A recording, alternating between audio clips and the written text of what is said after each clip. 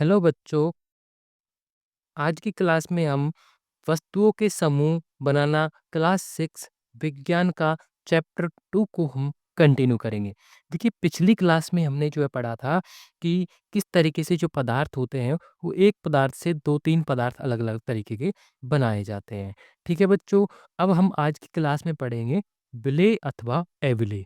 अब विलेय और अविलेय को समझने के लिए यहाँ पर देखिए, मैंने कुछ जो है 5 बीकर लिए हैं और इन पांचों बीकर में जो है जल भर दिया है, ठीक है। इसके बाद इन बीकर में हमने क्या किया, पहले बीकर में नमक डाला, दूसरे बीकर में चीनी डाली, तीसरे बीकर में लकड़ी का बुरादा, चौथे बीकर में चाक पाउडर और पांचवें बीकर में तेल मिला दिया। ऐसा किया गया तो कुछ पदार्थ तो जो हैं जो जल के अंदर घुल जाते हैं, लेकिन कुछ पदार्थ जल के जो पात्र है इसके पैंदे में बैठ जाएंगे और कुछ पदार्थ जो है पात्र के में जो जल है उसके ऊपर पतली परत बना लेंगे। तो यहाँ पे देखिए, नमक जो है जल के अंदर आसानी से घुल जाएगा, ठीक है। इसी तरीके से चीनी भी जो है पानी के अंदर जो आराम से घुल जाएगा, आसानी से मिश्रित हो जाएगी, ठीक है।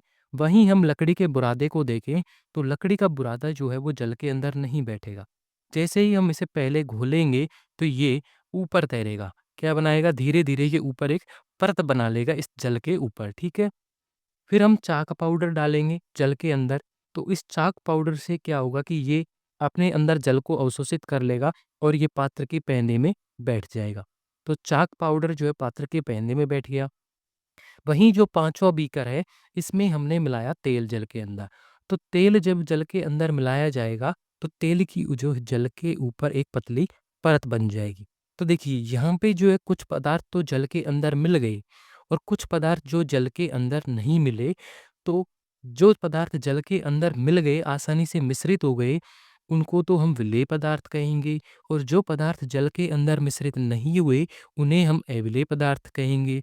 अब समझिए, देखिए, कुछ पदार्थ जल में पूर्णतः लुप्त हो गए। तो लुप्त क्या हो गया था? जैसे कि हमने यहाँ पर जो है नमक मिलाया था जल में और जल में चीनी मिलाई थी।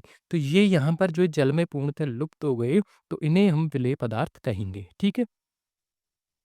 अर्थात घुल जाएँ वे पदार्थ विलेय पदार्थ कहलाते हैं। जैसे चीनी हो गया, नींबू का रस हो गया, नमक हो गया, इसके अलावा जो है सिरका, तो सिरका भी जल के अंदर आसानी से घुल जाता है। तो इन्हें हम जो है विलेय पदार्थ कहते हैं, ठीक है? अब बात करते हैं हम अविलेय पदार्थ की। देखिए, अब पहले बीकर में और दूसरे बीकर में हमने नमक और चीनी मिलाई थी, तो वो आसानी से घुल गए, इन्हें इसलिए इन्हें हम विलेय पदार्थ कहेंगे, ठीक है? अब तीसरे, चौथे और पाँचवें बीकर में जो है हमने लकड़ी का बुरादा, चाक पाउडर और तेल मिलाया था। तो लकड़ी का पाउडर तो जो है जल के ऊपर तैरने लगा, अर्थात इसने जल के ऊपर एक पतली परत बनाई।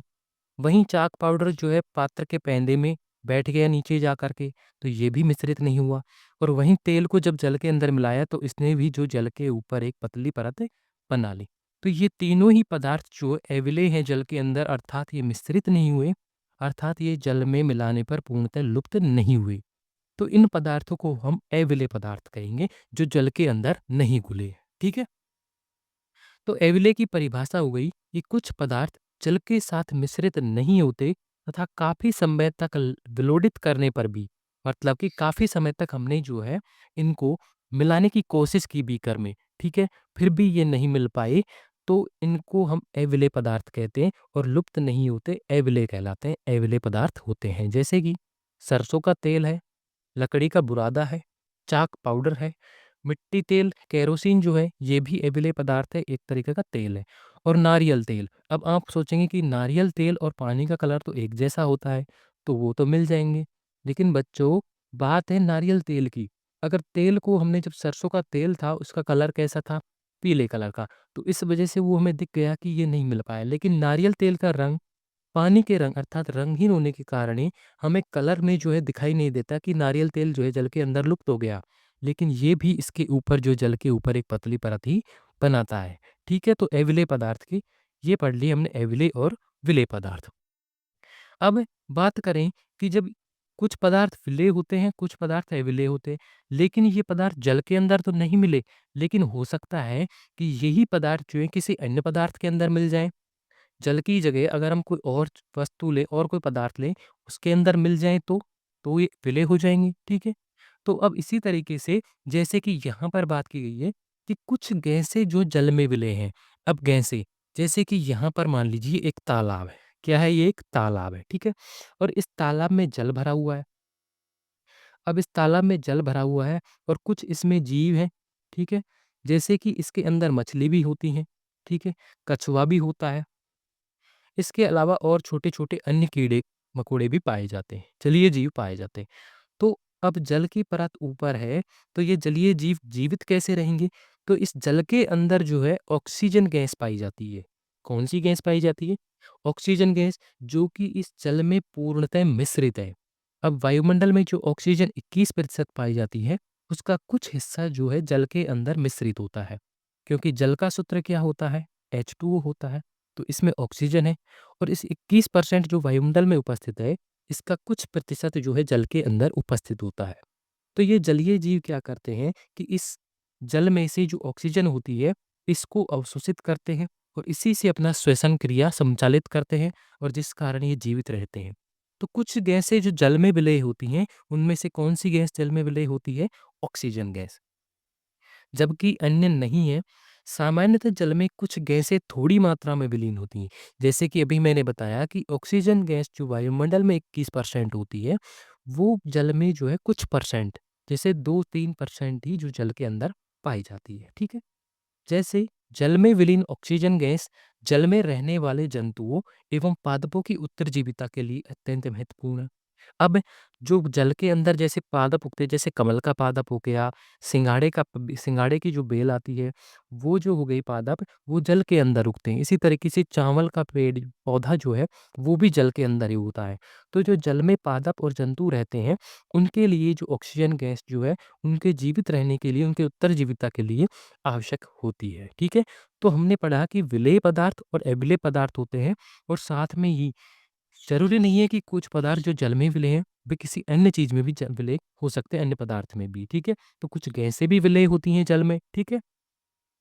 अब बात करते हैं आगे। देखिए, कुछ पदार्थ जो होते हैं जल में विलय हुए, कुछ पदार्थ जो है ऑक्सीजन गैस से विलय हो गई, लेकिन ज़रूरी है कि सभी पदार्थ विलय हों। कुछ पदार्थ जो मिश्रित नहीं हुए, अब जैसे कि यहाँ पर देखिए, हमने जब बात की थी कि कुछ पदार्थ जो मिश्रित नहीं हुए थे, जैसे कि नमक और चीनी तो जल के अंदर घुल गए, लेकिन लकड़ी का बुरादा, चाक पाउडर और तेल जो है, वो इसके अंदर नहीं घुले, मिश्रित नहीं हुए। तो या तो ये क्या करेंगे, पात्र के पेंदे में बैठ जाएँगे या फिर जो जल के ऊपर आकर एक पतली परत बना लेंगे, अर्थात जल पर तैरने लगेंगे। तो उस कौन-कौन से तैरने लगेंगे, उनकी बात हम कर लेते हैं यहाँ पर। देखिए, इनमें से कुछ पदार्थ जो जल में मिश्रित नहीं हो पाए, वे या तो जल के पृष्ठ पर आकर तैरने लगेंगे या फिर वे पात्र के बर्तन में जम जाएँगे। अब कौन-कौन से हैं, किस-किस तरीके से वो पात्र के पेंदे में बैठेंगे और कौन-कौन से पदार्थ जो है पात्र के ऊपर जो जल की पृष्ठ पर तैरेंगे। तो उनकी बात है, जैसे कि एक तालाब है और तालाब में सतह पर गिरी सूखी पत्तियाँ। अब तालाब है, तो तालाब के आस-पास जो वृक्ष भी होंगे, जैसे कि ये तालाब है और इस तालाब के आस-पास जो यहाँ पर वृक्ष भी होंगे। तो इन वृक्षों की कभी पत्तियाँ जो सूखेंगी, तो वो पत्तियाँ यहाँ आस-पास इस जल में गिरेंगी। जल में गिरेंगी तो वो पत्तियाँ क्या होंगी, जल की सतह पर तैरेंगी। तो ये क्या हो गया, वो जल में मिश्रित नहीं होगी वो पत्तियाँ, ठीक है? तालाब में पड़े कंकड़, अब तालाब में कोई मान लीजिए आपने कंकड़ फेंक दिया और कंकड़ फेंका तो आपने देखा कि वो कंकड़ जो है तालाब के अंदर डूब गया, अर्थात तालाब के पेंदे में जम गया, तो वो जल में मिश्रित नहीं है। अगर जल में मिश्रित हो जाता तो वो पेंदे में नहीं बैठता, ठीक है? शहद की बूंदों को जल में डालकर बैठ जाना। अब मान लीजिए ये जो गिलास के अंदर हमने एक पानी लिया और इस गिलास के अंदर जो हमने शहद की 2-3 बूंदें डाल दी। अब ये बूंदें हमने डाली तो शहद की जो घनत्व होता है वो ज़्यादा होने की वजह से वो एक ही जगह पर बैठ जाता है। अगर हम उसको विलोडित करेंगे तो भी उसकी जो है एक छोटे-छोटे से टुकड़े जो हैं वो रह जाएँगे, पूर्णतः नहीं घुलेगा। लेकिन अगर हम इसको गर्म कर लें इस जल को और फिर हम इस मिश्रित करें तो शहद घुल जाएगा। लेकिन ठंडे पानी के अंदर जो है शहद नहीं घुलेगा, ठीक है? जो सामान्य टेम्परेचर होता है 27 डिग्री सेल्सियस, उस पर जो है शहद जल के अंदर नहीं घुलेगा, ठीक है? अब बात करते हैं लकड़ी के बुरादे का तैरना, ठीक है? अभी बात की थी, जैसे कि हमने जब जल के अंदर लकड़ी का बुरादा डाला था, तो लकड़ी का बुरादा जो है ऊपर तैरने लगता है। लेकिन जब ये कुछ देर बाद जल अवशोषित कर लेता है, तो ये पात्र के पैंदे में पहुँच जाता है, ठीक है? इसी तरीके से चाक का पाउडर जो है, ये भी जो पात्र के पैंदे में बैठ जाता है, ठीक है? तो यहाँ पर हमने बात की कि विलेय पदार्थ क्या होते हैं, अविलेय पदार्थ क्या होते हैं, ठीक है?